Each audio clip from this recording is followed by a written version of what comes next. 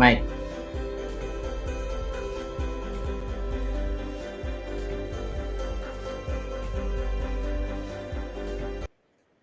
Yon! Good evening, everyone! So, thank you very much. Hello, welcome actually for tonight sa 37th episode ng Trading RX. So, thank you very much for joining. So, please type hi naman sa comment box para malaman ko that you're joining us for tonight.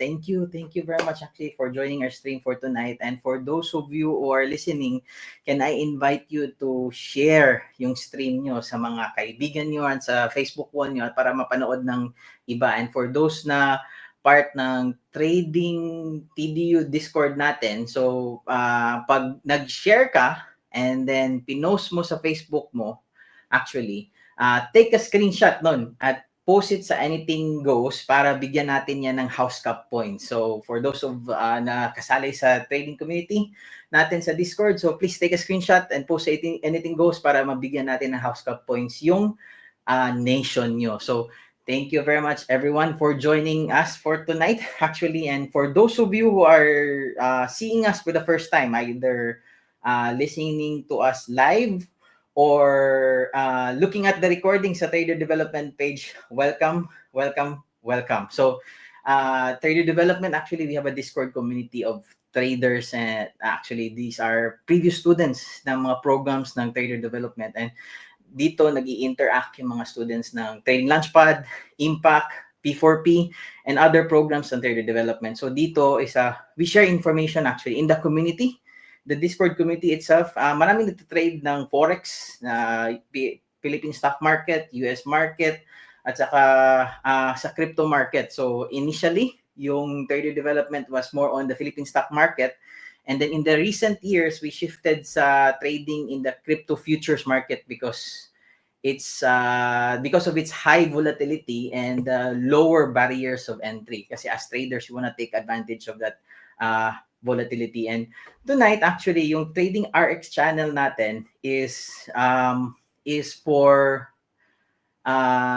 those that are inside and outside of the trader community, actually, so that we recognize. And initially, in the community kasi, we serve our participants in the Discord. But so that we can also give back outside of the community is ginagawa namin itong Trading RX. And if you would like to engage us or ask questions, we would love to help you. So if you would want, you can actually send through your questions natin dito sa ipopost ko na link sa chat. So let me just post sa the chat right now. Teka. So just send through your questions here, and in one of the sessions natin, the future Trading RX episodes natin, is we will be going to answer those questions. So for tonight, actually, we wanted to cover a specific topic instead of questions ng student. But before anything else, actually, sino dito, 11:11 pa lang ngayon, no? So sino dito yung nag-shop, tapos na mag-shopping? O please type 11:11 if tapos na kayo mag-shopping, bumili na kayo sa Shopee, sa Amazon, kasi maraming discounts pala ngayon, no, 'di ba, sale? So please type in the chat naman so that makita ko if nandiyan kayo na if tapos na, 'di ba, yung shopping nyo. And then please type kumita ka if kumita ka sa market right now. Medyo tumaas yung BTC natin today pagkatapos ng election ni Trump, and medyo yung reaction ng market is actually palong-palo. So it is actually, please type in the chat if kumita ka. And please type naman ng searching if naghahanap ka pa nag-trade for this week. Kasi medyo active yung market natin for today. So going back. So for tonight, we're actually shifting gears. Yung title ng episode natin is actually how to conduct year-end reflection. So this is in conjunction sa pasalamat season natin. And actually, it builds on top yung na-discuss ni Coach Mark about gratitude in the last episode. O please type me if nanood ka sa last session ni Coach Mark about gratitude sa chat, sa comment section. And para we let you know, para makita natin if either what we're doing is adding value or not. So before we cover the topic, yun, thank you very much, Daniel Tanyag. Actually, sige. So nakaning si Daniel sa last session natin. And thank you very much actually for joining us for today. So before anything else, let's just establish some rules actually. So first, for the first rule, never believe everything I say. Always take everything in the grain of salt. So what I share is based on my own experience and doesn't guarantee you the same results. And next is participate at 100%. So alam naman natin dito sa trader development that we believe learning requires energy. So either while we listen, we move, we actually write, we participate at 100% para ma-absorb natin yung share. Who knows, yung na-cover natin na topic is one of the things that can push you to a breakthrough. So also take down notes as much as you can. So alam naman natin, a blunt pencil is always better than the sharpest knife. So never trust your memory. Write down that notes na kailangan mo, especially if that is very important to you. Susulat nyo na somewhere there. Sulat mo sa notebook, sulat sa napkin, sa cellphone mo. But just make sure that you take down that notes para pwede mo siyang balikan. And have fun.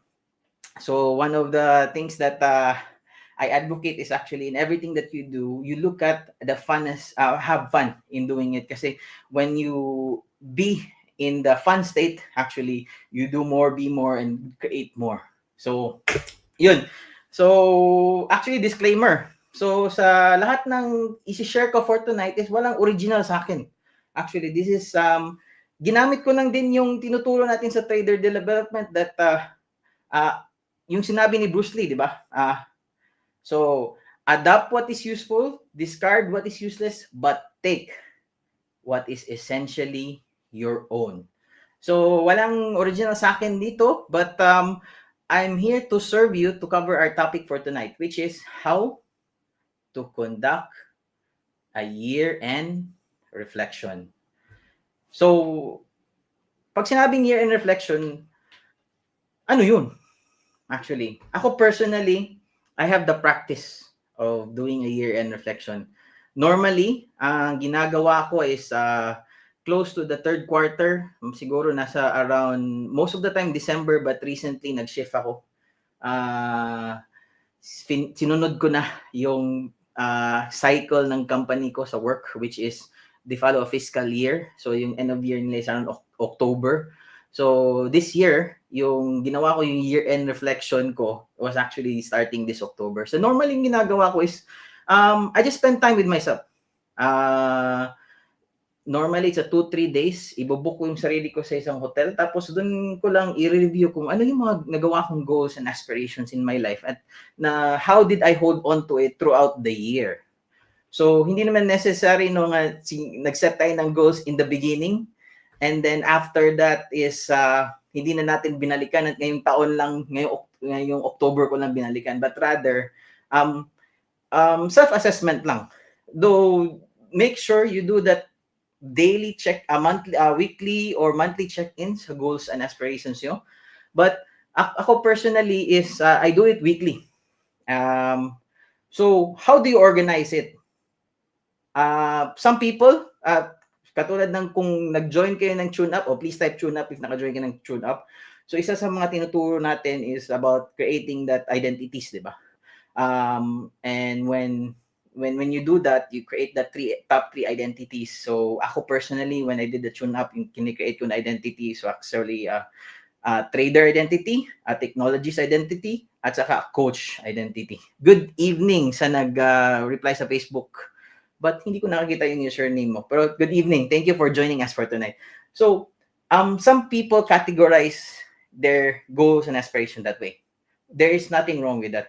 Ako personally, medyo active ako din sa Tony Robbins environment. So, ginagamit ko is yung part ng system ni Tony about time management, which is categories of improvement. So, for me, ginagamit ko is my categories in my life. So, so far, I have 7 categories in my life. So, ginagawa ko is about yung date and time mastery. So, similar sa trader development na nagkaroon tayo ng 3 focus areas, di ba? Which is trading mastery, business mastery, and self-mastery in order to achieve that goal of becoming a consistently profitable trader. Kasi alam naman natin na with just trading mastery alone, hindi mo ma-achieve yon when wala kang self-discipline.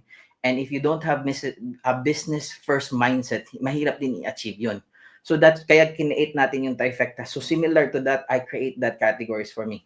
So the categories that I created was date and time mastery. So in this category, these are all the stuff that I want to organize my data, yung mga achievements ko, mga stories in life, doon ko nilalagay. Tapos this is also where I cover how I schedule my life. So medyo calendar focus ako, nagbo-book ako ng time, and pag na-book ko yung time doon ko gagawin yung mga activities sa doon. Kasi personally, I find it effective if you have that schedule. Minsan nga, nagagalit yung asawa ko sa akin kasi sinasabi ko minsan na gusto niyang lumabas tayo, sabihin ko, book ka ng time. So, sinong nakaka-relate doon pag nagagalit yung asawa kasi medyo mas strict. Medyo strict sa time mo, please type relate sa chat if nakaka-relate ka doon. Another categories I have is wealth mastery. So, for me, you can always choose the language that you want to use to create these categories. But for me, gusto ko na mag-end ng mastery. So, one aspect is wealth mastery. Kasi when we talk about money, right? Meron akong nabasang saying na money is like a cruel mistress daw. So if you don't pay attention to her, she'll leave you from someone who will. So most of the time, pag talagang binabantayan mo yung pera mo, alam mo kung saan siya pumupunta. But the moment na hindi mo siya tinatrack, hindi mo na record, biglang magugulat ka lang. Saan pala napunta yung pera ko? So that is very important as well when you track your money. So ako personally, meron akong goal about growing my network. Hopefully, medyo less yung utang compared sa net assets. Less ang utang but more on increasing assets para makuha ko yung net worth ko in terms of potential value ko. So ako, dyan yung ginagawa ko personally, ginagawa ko every year. Next is relationship mastery din is one aspect and category in my life that I do. But mind you, di mo kailangan i-copy to. But at the end of the day, we just want to look out. When you started the year, what were the goals that you set? Pwedeng health goals, gusto mong mag-lose ng weight. Pwedeng money goals, mag-increase ng income. Pwedeng trading goals, gusto mo mag-increase ng allocation sa trading mo, gusto mo maging more consistent sa trading mo. So yung mga goals na yun, it's good that you set that, and then this is the time na binabalikan natin siya. And pag binabalikan natin siya, inuupuan natin, and instead of being in that execution mode, it's a time to reflect, step back, and see how you progress. Now, in terms of skills, right, na gusto nating i-build, one thing that I've learned sa Tony Robbins environment, so to master a skill, may dalawang aspect siya actually. So, merong daw sinasabi about the science of achievement, which is anong strategy ka lang ko adapt, anong proseso ko lang masunod, na-hit ko ba yung goal, nasunod ko ba doon. Yan yung part about mastering the ultimate skill in life. And the other one is the art of fulfillment. Now, tinawag tong art kasi walang definitive process to eh.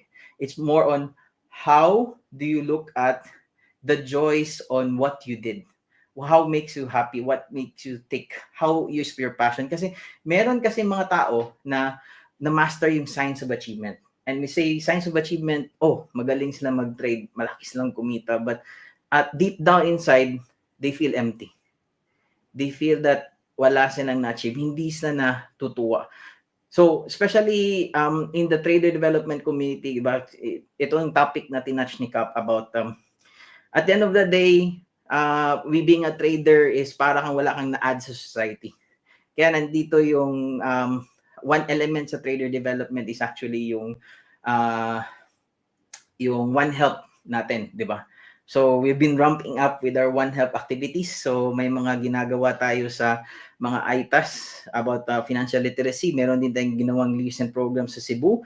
And meron din tayong mga line-up activities this coming November at saka December. So if you want to know more, actually look out through the information sa trader development page. Though these activities you can join when you're part of the community, but at least you know that sometimes it's not just achieving.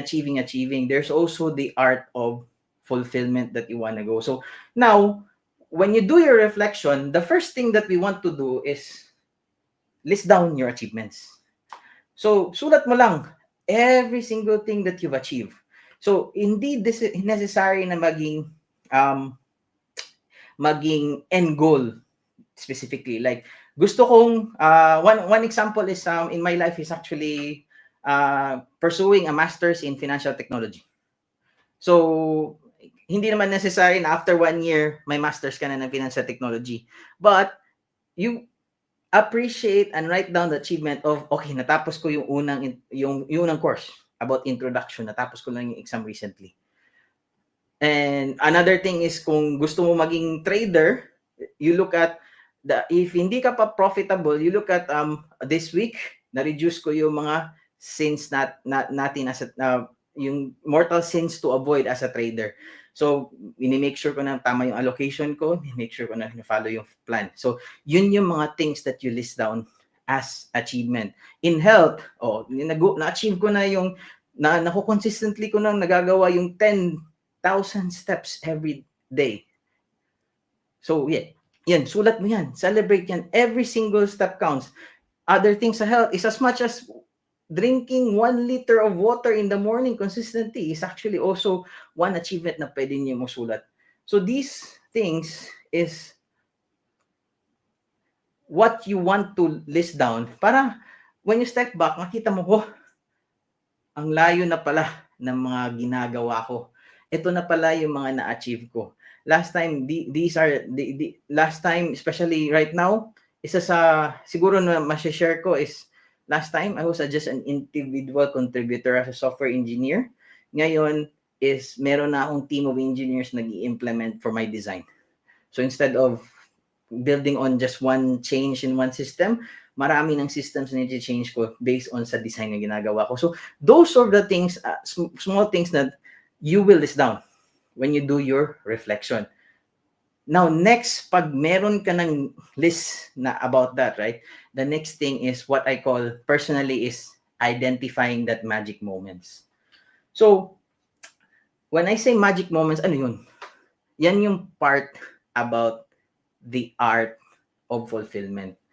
Kasi dito na papasok kung what makes you tick, what makes you happy, what the small little things. For example, at the start of the year, isa sa mga goal ko actually is hindi na ako hinihingal pag umaakyat ng stairs. So, I goal na mag 10K steps ako. So, in terms of achievement, na-achieve ko 10K steps. But yung magic moment na na-appreciate ko right now is when pag tumatakbo ako, hindi na ako yung talagang deep down inside right now, pag tumatakbo at naglalaro ko ng football na kasama ng office mates ko, parang, chill lang. Hindi tulad dati na parang out of breath, hindi na once pumunta ka sa offensive field, hindi ka na makakatakbo pabalik sa defensive kasi wala ka ng hangin. So, those of the things ang ililist down mo as the science, as the specific magic moments that you appreciate. Another magic moment na appreciate ko is actually nung time na one goal that I had is to increase my coverage sa work. So being from one individual contributor, I wanted to become more as a designer, which would mean medyo i-increase din income ko. And this year, na-achieve ko siya. And I'm actually being a designer right now. And then I'm distributing a lot of stuff of my work na from different engineers instead lang ako lang as an individual contributor. So that is also the achievement. Pero anong magic moment doon? So all this time, yung wife ko medyo stress sa trabaho. And each time siya sinabi niya gusto niya mag-resign, talagang medyo kabado ako kasi as a family, 'di ba, gusto natin ma-control natin yung income and make sure we get that bills covered. So yung magic moment ko is actually that moment na sinabi ko sa asawa ko na, "O sige, if gusto mo talaga, pwede ka na mag-resign. Ako yung susuporta sa iyo." And then when nung sinabi ko sa kanya, parang I saw a sigh of relief sa kanya and medyo may nagkaroon ng release. So those are the things that you see and appreciate, yung magic moments. So it's a good thing that makikita mo na you pair your achievement and then mo capture mo yung magic moment and then yung makuha mo yung dalawa. Makuha mo yung mastering the science of achievement and understanding the art of fulfillment, because you, aside from nakuha mo yung goal, you appreciate and be happy and make someone happy. It's either you personally want be happy sa achieve mo or you make someone happy. So these things are very important for me, is what I do when I do the reflection kasi it fuels me. Isa sa mga talagang naging when I heard this quote before, right? Talagang naging guiding light na siya sa buhay ko. Marami akong mga quotes na naging guiding light na narinig ko, but one of them is you will do more for others than you will do for yourself. And sometimes, actually, I found it to be true. Sometimes kung para lang sarili mo, parang pwede mo lang i-postpone eh. Actually, kung hindi niyo napapansin, nangyayari sa atin yan sa work. Now, if you're just doing it for yourself, minsan may gusto kang personal goal na gusto mo achieve, minsan sinasantabi mo, sasabihin mo mag-rest muna ako. Pero kung pinigyan ka ng deadline sa work, talagang gagawin mo. Kahit tinatamad ka ng araw na yun, kailangan umagang gumising at pumasok sa work na yun at gagawin mo yung deliver yung report na yun. If you notice, it's still the same application about you do more for others than you do for yourself. Now, yan yung forceful. That is driven by pain. Now, if you look at driven by pleasure naman, is you do stuff that makes people happy. You do stuff that makes your family happy. So depending on who's the valuable person in your life, or for you yourself, actually, the small little things. One thing is it's example, if right now you're struggling to learn in trading and you follow the trader development page. So welcome sa mga new joiners natin right now who are listening. So if you want to learn about trading and medyo wala ka pa talagang alam, right now medyo nalilito ka pa and hindi mo alam mag-start. So one way to actually gain that clarity is to learn sa mga programs natin dito sa trader development and sign up for the trading launchpad. But if you team libre, marami namang resources tayong available using the trader development Facebook page. Pwede ka din mag-check sa Cap Kidlat YouTube page. Maraming content doon na pwede mo i-dissect and understand about trading. You see na having that goal in profiting in trading is a very big step. But if you just break it down into small different goals and appreciate that every single progress that you have, dun makikita at ma-apply mo yung science of achievement and art of fulfillment. Paano? So when it comes to trading, there's a lot of activities involved actually. So may scanning, may planning, may execution, tapos journaling. Pero more on that if you just go through the content natin. But we just focus on the first step, which is scanning. So hindi ka pa magaling, but at least you've learned the skill of identifying anong mga stocks or coin na pwedeng gumalaw in the next few days. So kahit nang from there, you go through the content, anong natutunan mo, you use moving averages, you use RSI to scan, but you do that filter, you follow that process, at the same time, you celebrate your achievement na sinunod mo yung proseso, in-apply mo, you went to your common sense corner, you applied your own learning, take it, follow yung tutunan natin sa Bruce Lee, using RSI or using moving averages to show that trending na ba yung coin or stock na itinetrade mo. Kahit lang if na you select the top 5 tradable for that week, and then makita mo after a week is yung top 5 na yun, at least 2 or 3 gumalaw, that is part of appreciating small wins. So that is how you build the skill of the art of fulfillment. So I'm sharing that to you when you apply it in every day-to-day lives. Pero pwede mo din gamitin yan as you reflect on bigger goals. Kasi sometimes we start a lot of gusto ma-achieve in the year. And sometimes life happens, di ba? And when life happens, medyo imbis na may original goal kang kailangan ma-achieve, we have to adapt and move. So this year actually, one of my bigger goals was to focus more on trading, and medyo nangyari is life happens. So things are unexpected actually happen. So part ng major source of income ko is working here in Singapore, and then bigla lang sumampal sa reality sa akin na pwede kami magka-retrenchment.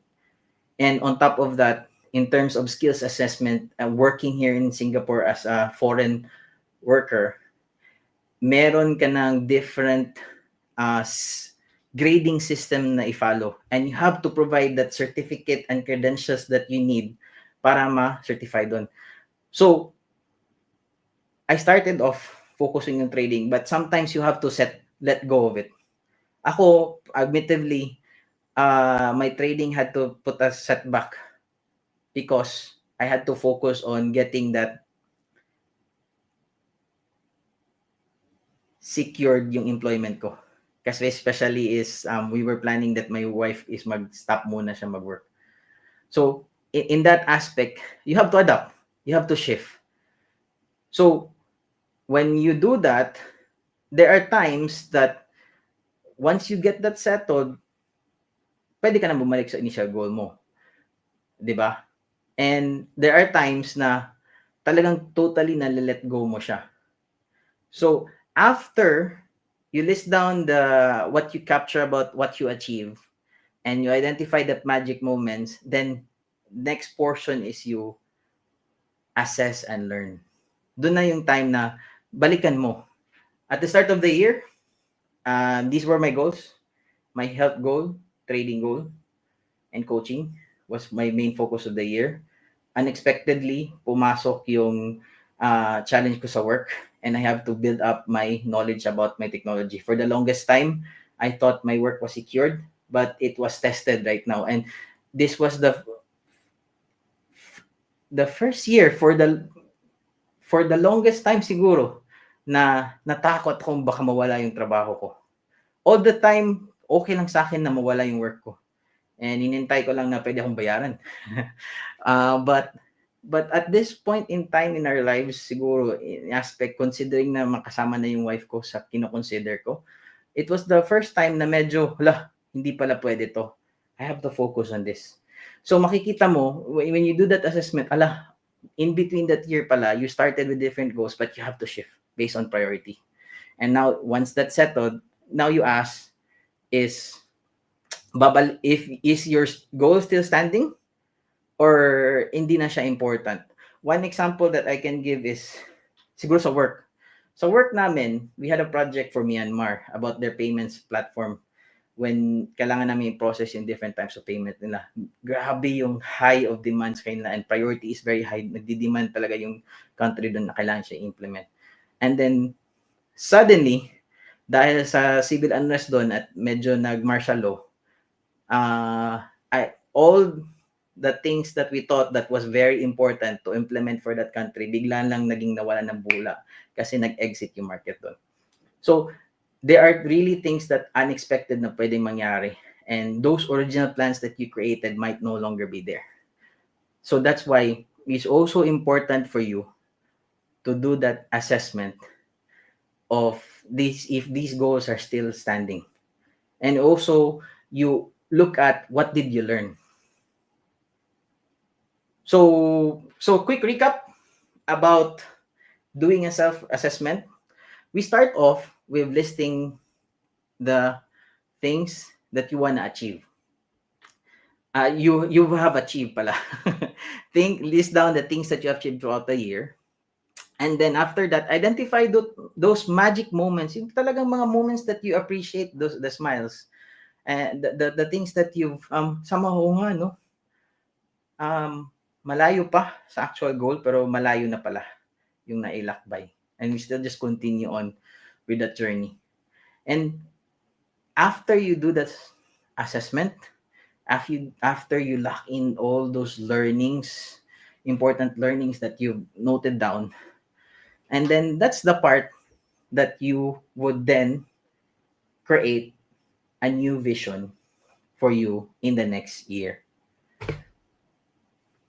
So when you create that vision for you in the next year, you take into consideration the thing you started, the thing you learned, and you always remember na hagdan yan. So you may have started for the first level, second level last year. Now, when you continue to follow the same goal, nagsistart ka na sa second level and let's continue. Kung sa trading pa, you're just trying to create your trend. Then in your journey, you have higher highs and higher lows, but it's still a trend upward. So after you create that assessment, talagang set as time to create that vision for you in the next 1 year naman. And look at prioritize what is important for you. So it depends on how you want to do it in your identities, in your relationship, or if you followed yung nasabi ko earlier about you have a categories of improvement. So anong priorities mo on your trading mastery? Anong priorities mo sa relationship mo right now? Anong priorities mo for the year?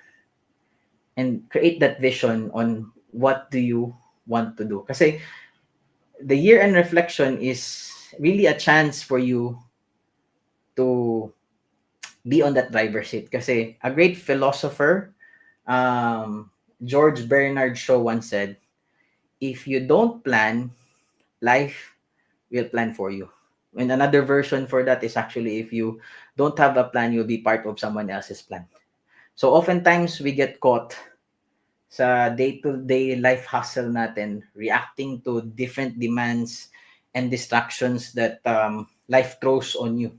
But if you don't take the time to step back and intentionally design your life, you risk being swept away by circumstances beyond your control.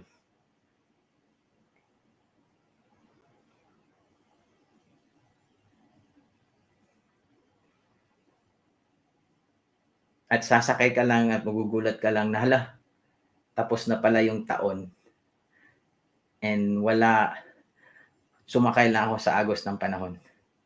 Especially if, for those of you who are 30s or more, you realize actually, recently ko na napansin din na dati, under 30s pa ako, 29, 26, 27, ganun, kaya ko pang sabihin kung anong nangyari sa nung grade 1, ng mga grade 1, grade 2, grade 3. Nung pagkatapos ko lang recently nag-college, tapos nag-graduate ng college, anong first year ko sa trabaho, second year, third year, fourth year, mga times na pumunta ko dito sa Singapore, mga times na lumipat ng ibang company.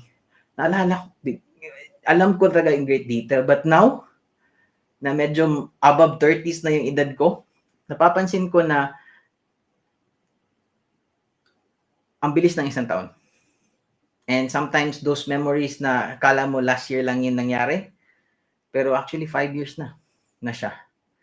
So it's really important that we put this, everything, we reflect on this and every year and we put it into writing para we know our progress. Because life is sometimes not just about achievement. It's who we become. Anong journey, how did we grow through that process? So, yun. So, if, siguro, when you do that, create your new vision and you're thinking of becoming, especially for those of you who are joining lang and connecting live sa stream natin right now, na bago lang sa trader development. Earlier, I talked about, initially, yung trader development started trading in the Philippine stock market, but in the recent years have shifted to the crypto market because of we can use more, we can earn more in trading the high volatility sa crypto. At the same time, yung barriers of entry sa crypto is actually very, very low. So I invite you to create your account. Yung recently, yung account na ginagamit natin in the Philippines is actually Bybit. So let me just play a short video about Bybit. So if you want to know more about it, so i-play ko muna siya saglit. In 3, 2, 1.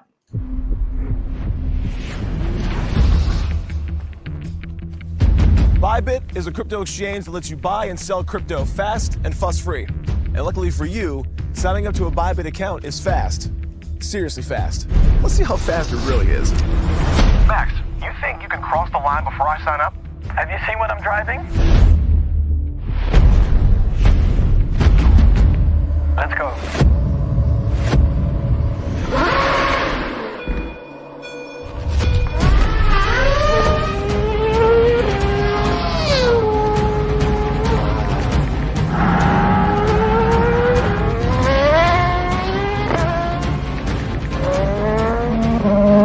It's time to go next level.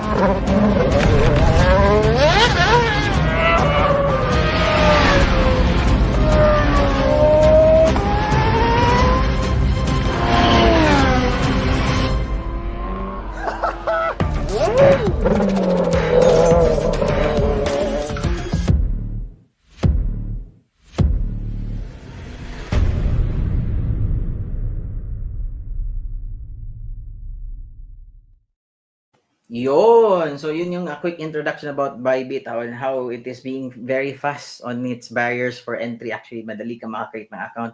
So nag-share ako ng link sa chat. If you're interested to create an account, use our referral link sa Trader Development. And if you want to know more, ask questions at sa page or join the Trading Launchpad program, or always use the questions. If you have any specific questions sa trading, you can always use the Trading RX question. So what I'm gonna do is post the link again if you have any specific questions that you want to tackle sa session natin right now. But hopefully, I was able to give you a quick process on how to do a self-reflection to set you up for the next year. So just a quick recap. First is to list down your achievements that you've done for the year. List down those magic moments that you had experienced when you were achieving that, and then assess and learn from what you've set out at the start of the year and where you are right now. And then assess if you still want to continue it or you want to drop it. And then lastly is create that new vision for the next year, so that you will drive your own future kasi you will create your own plan. Kasi like I said, if you don't create a plan for your own, you'll be part of someone else's plan. So yun lang actually yung gusto ko i-cover for tonight. Thank you very much everyone for joining, and see you sa Discord server natin. Bye-bye.